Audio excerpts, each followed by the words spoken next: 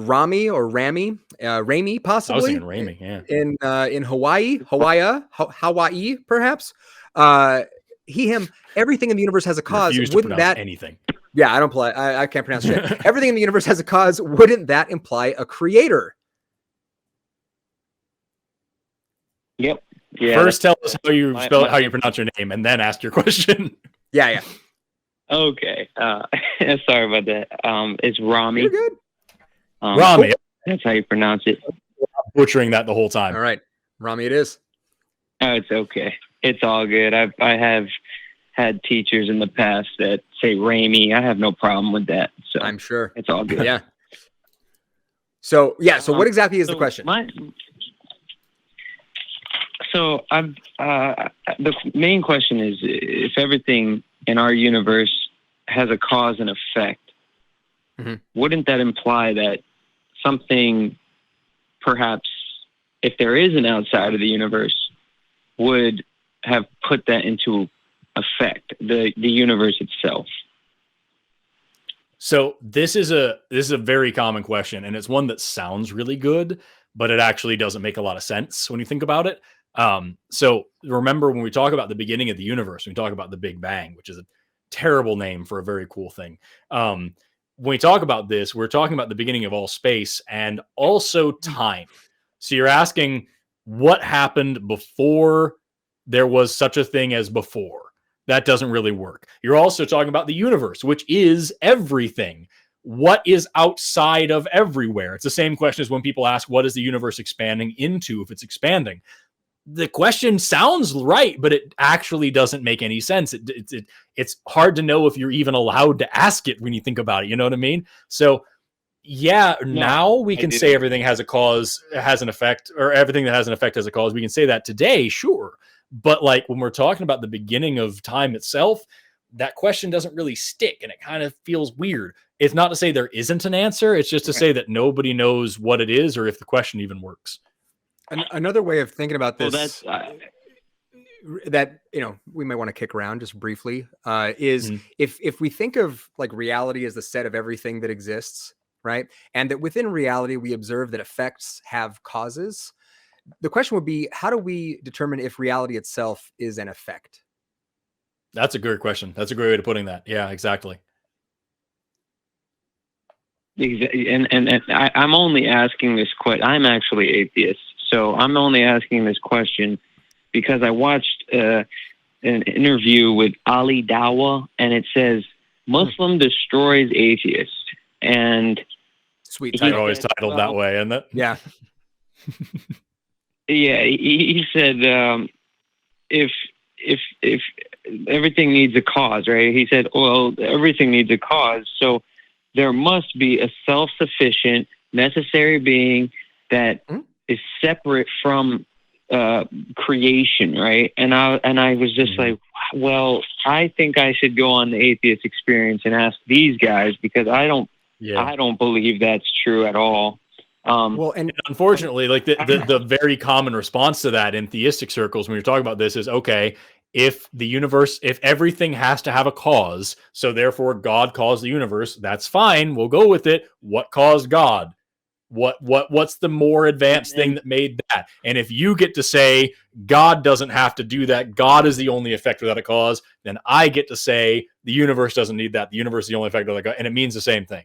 Like it's either your special pleading, or we're just saying we don't know, And yeah, and in the way that I form that, like the way that I put it to you, like I do that on purpose to get people to think about one thing, the most important word in all of that. If every effect in reality has a cause, how is the most important word? How do we figure out if reality itself is an effect?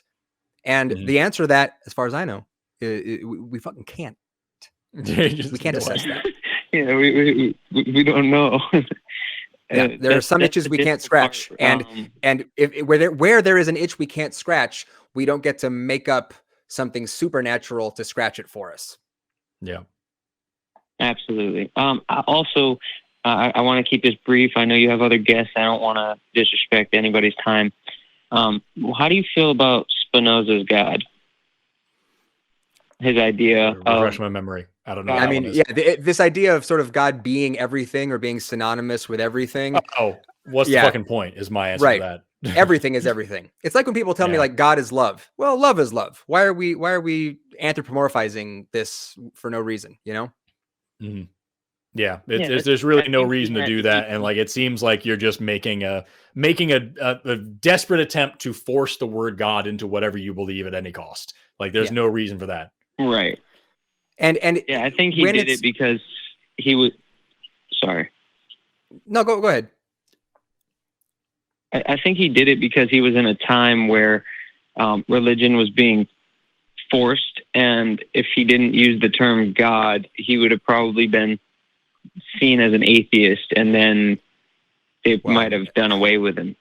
I think some people still did look at him as an atheist, you know. But yeah, I think that when and the way that Spinoza's God is usually invoked in a modern sense, it's just to refer to, oh, there's a bunch of stuff about reality that we don't really understand. There's you know, so where there's this gap in our knowledge or gap in our understanding, we'll just slap the word God on it, and then we can act like we know something about it, and that's a problem. It's a place, it's a way of people having an answer where what they should be looking for is an explanation. Right, and this is what I read about pantheism, which I kind of liked a lot about it. If you don't mind me reading a few points. Yeah, it says reverence, awe, wonder, and a feeling of belonging to nature and the wider universe. Respect and active care for the rights of all humans and other living beings. Celebration of our lives in our bodies on this beautiful earth as a joy and a privilege. Strong naturalism without belief in supernatural realms, afterlives, beings, or forces. Respect for reason, evidence, and the scientific method as our best ways of understanding nature and the universe. And promotion of religious tolerance, freedom of religion, and complete separation of state and religion. And that's you said these are the tenets of what? For pantheism. Pantheism. Okay, yeah. I just want to make sure. Some of this stuff, I'd say even most of that stuff sounds freaking cool. It's like I'd be going, sweet, awesome. Sounds like someone I would want to hang out with. But then I'd be going, but why this word God has so many connotations and so much baggage? Like why bring that word into the equation? You know, we can have reverence for nature and do all this other stuff as humanists and not need to appeal to anything. You know, I mean, I understand that naturalism was in what you talked about, but like, I wonder what the usefulness is of bringing the God talk into it. That's pretty much what I was going to say. Like that all sounds like exactly like humanism and Satanism and like so many other things, or like these all sound like phenomenal tenets. Why add the extra? Like that's the same thing as when people ask me, like, you know, can you be religious and also be a scientist? Like, of course you can, but like, why would you use a different kind of thinking for this one thing than you do for everything else? What's the reason for that? You know? Yeah. Rami, you brought some good stuff to the table here, man. I appreciate it. Oh, thank you. I just, one last thing. I think people use God as kind of like a term to kind of represent like power or something that we can't really understand. Yeah. You know, it happens all the time. It's like when Einstein was talking about how he didn't like quantum mechanics because God doesn't play dice. He didn't literally mean that there's some old man with a beard shaking dice around. He meant the universe doesn't go by chance, which kind of turns out it does a lot. But like like that was the So that you're absolutely right. Lots of people use that poetically, oftentimes to their detriment.